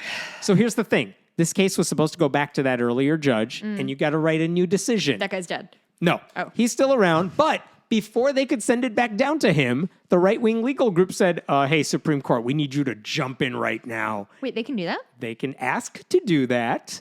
I don't understand how laws do. So their argument was, one, the humanists who brought this case, they don't have legal standing, so it should be tossed out. They also said one of the people who she attended the vigil. Wait, were they right about the legal standing thing? No, but their argument is one of the plaintiffs in the case attended the prayer vigil specifically so she could be a part of this lawsuit and complain about it because she says, I attended it. I'm a citizen of Ocala. I'm offended by this prayer vigil. It's a violation of the establishment clause. And they're saying, you can't just show up to something to pretend to be offended. Are you sure? Because that's all conservatives do. Yeah. Well, the argument they're saying is you can't give her legal standing, so just toss out this case before it gets back down to the district court to make a decision. More than... But the problem with that is if you say someone who attended the vigil can't file a lawsuit saying it's illegal, who actually could file a lawsuit saying something like this is illegal? Who has standing? Because what the right-wing group is trying to do is to make sure no one is allowed to bring a case like this ever. So they said, hey, Supreme Court, jump in now, say that these plaintiffs don't have a right to bring this lawsuit before it goes back down to the lower court, that they don't have legal standing. But like, what does that mean to... So my understanding of legal standing is if they live in that community at the time of the lawsuit or the time of the offense or whatever... that they were affected by it as citizens of... And they're saying what that is called is, that's a, quote, offended observer. What the right-wing legal group says is, hey, Supreme Court, you cannot give anybody legal standing just because they are an offended observer, which is something that only seems to happen in establishment clause cases. Except for the fact that no, everybody knows. We all know that My concern... unethical and illegal for a municipality to promote religion. The problem is if you say that lady could not sue over what happened... Who can? Who can? And the right-wing group says, well, she's not allowed to be a plaintiff. Did they give... No, they don't care who is. They're just saying, you can't take this case. No one can take this case. So just toss it out before we get into a different discussion of why it is or isn't illegal. Okay. So this week, the Supreme Court weighed in. They're going to toss out in technicality instead of its merits. Well, the Supreme Court said they need 4 votes to take up any case. They did not have 4 votes. They are not taking up this case. They said, in effect, they said, no, it's going back down to the lower judge. We are not stepping in right now to take this case. We're not tossing it on standing. Doesn't mean they won't in the future, but they're not doing it now. But 2 justices decided to chime in anyway. Normally, the Supreme Court will just say, no, we're not taking it up. And that's the end of it. Because they get a gazillion asks. Yeah, it's okay. But 2 justices wrote their own decisions on why we should take this up. Neil Gorsuch said specifically he agrees with the outcome. It's not our time to step in yet. But he said that you shouldn't let this lady have standing because giving standing to someone who is an offended observer is a bad idea. Here's what he wrote. The city asks us to take this case to make this point that she shouldn't have standing. It's an understandable request, but I see no need for the Supreme Court's intervention at this juncture. He says, just let the process unfold. Moving forward, I expect lower courts will recognize that offended observer standing has no more foundation in the law than the lemon test that inspired it. If I am wrong, the city is free to seek relief here after final judgment.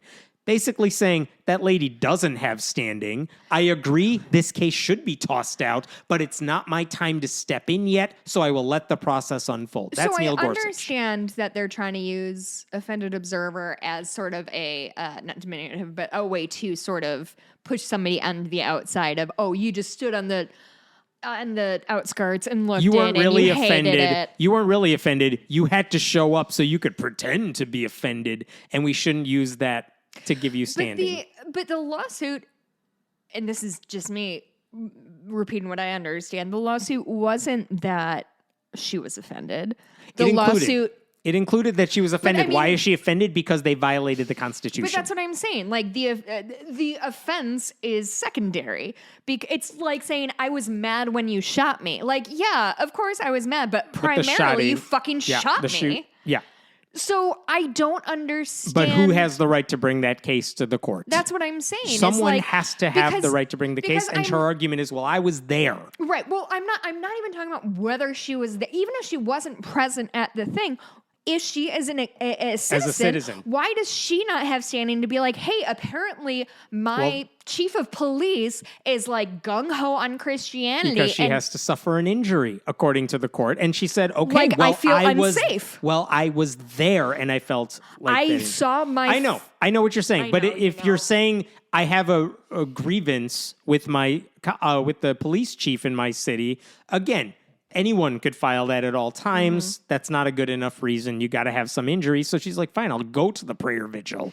And then I can file this lawsuit for the same reason. And they're saying, no, toss that out. Clarence Thomas also chimed in saying he just wanted to pull the bandage off immediately. Just saying like, come on, guys, take up this case and let's toss it and say you can't be an offended observer and just be done with it. He said, I continue to urge the court to review the legitimacy of this form of standing.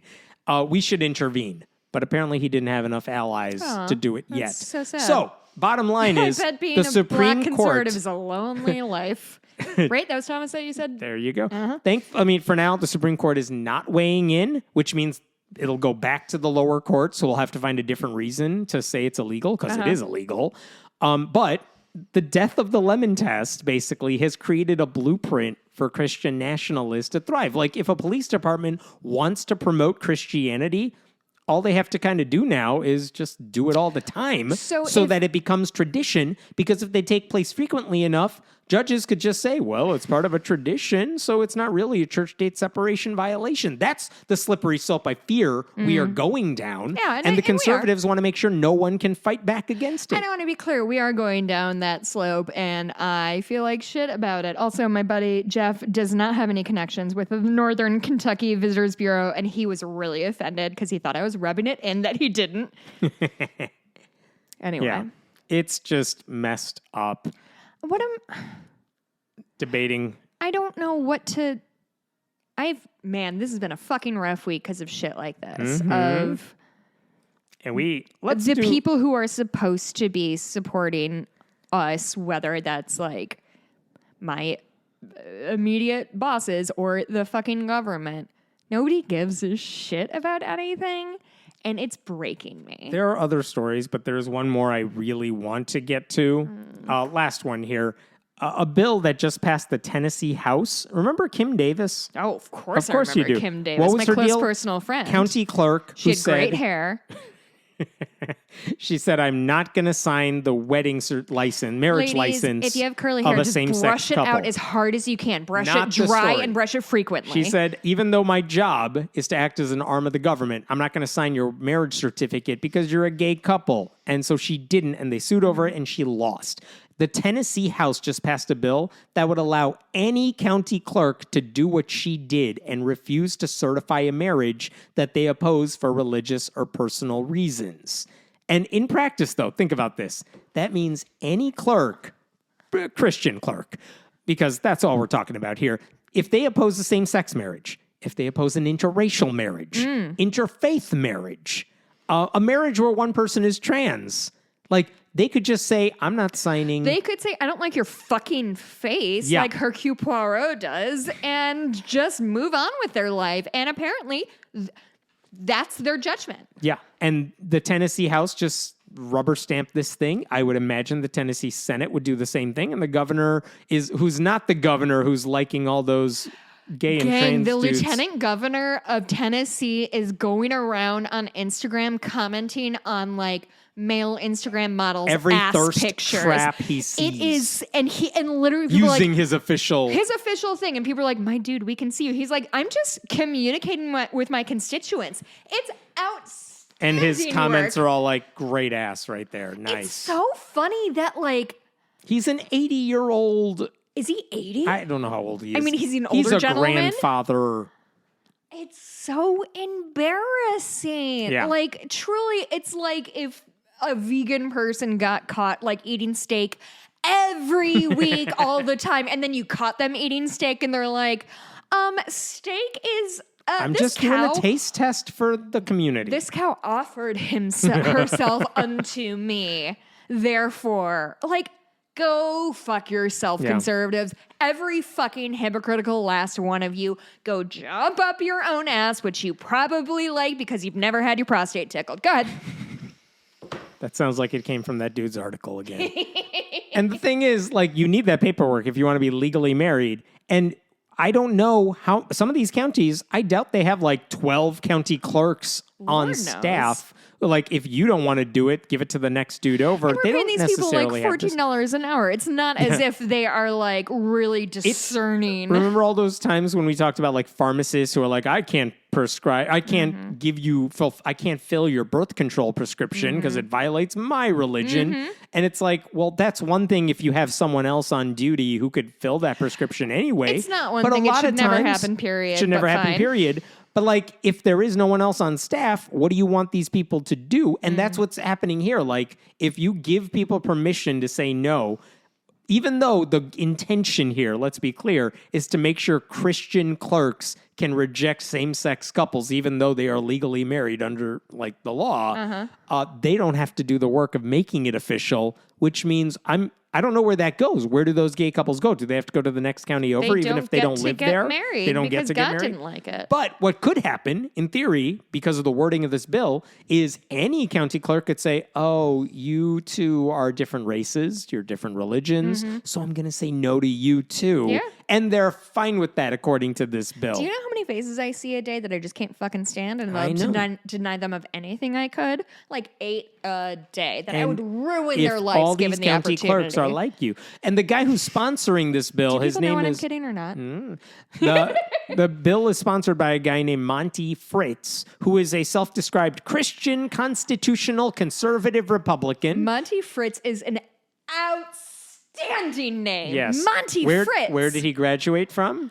I don't know. He was on the USO tour in like 1914. Like, this dude gets it. Graduated from Liberty University, a school known for Jerry Falwell Jr.'s sex scandals. A person I know is getting their master's from Liberty University, and I don't know what to do with that. Do you know how he defended his bill? I'm an idiot and I can't read. After he said that. Oh, okay. No. He said, well, when you look at some of the research that we've done on this. Oh, the research. Young folks are trying to marry older folks to get into their financial accounts. Unquote. Is he inventing gold digging? Yes. What does he want to do as a result? He's saying, I want county clerks to have the ability to block gold diggers. Because he That's wants his to give a county clerk the ability to do not to pull up Always Sunny again and do an ocular pat down on these people who just want to get married. Which, by the way, you had to get your marriage license in 3 weeks within the wedding, something like that. So if people are planning an actual a big wedding, they are at the end of their rope. I am telling you, I have been there. I swear to fucking God, I got married on September 19th. If on September 12th or whenever we got our marriage license, if some motherfucker was like, actually, I don't feel like giving you one, I would have vaulted that desk through the plexiglass and ended his existence. I would end his lineage. This guy is trying to stop the scourge of sugar babies. So, hey, naturally his solution is let's punish gay people. Let's punish gay people. Wait. Yeah. No, this is stupid. Everything's stupid. Everything's terrible. Bigot logic for you.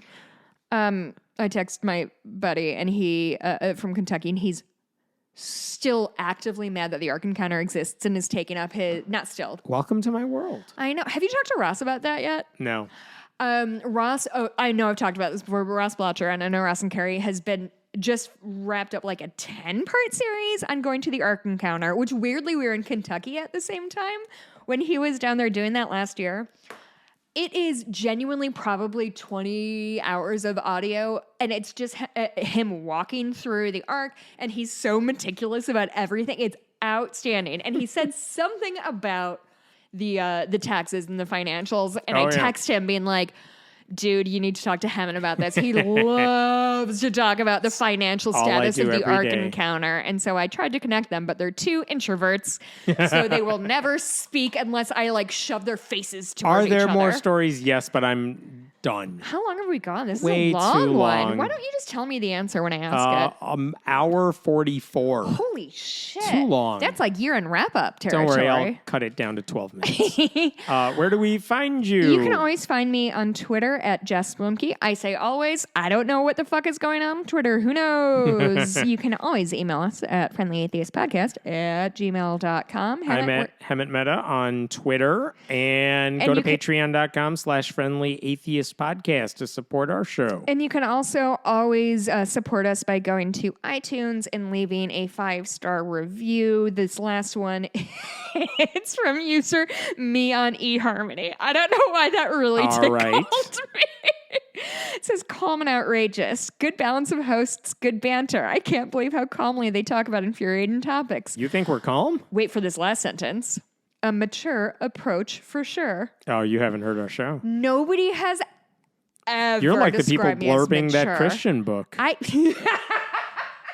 They just heard the intro and we said our names. They're like, yeah, they seem really mature.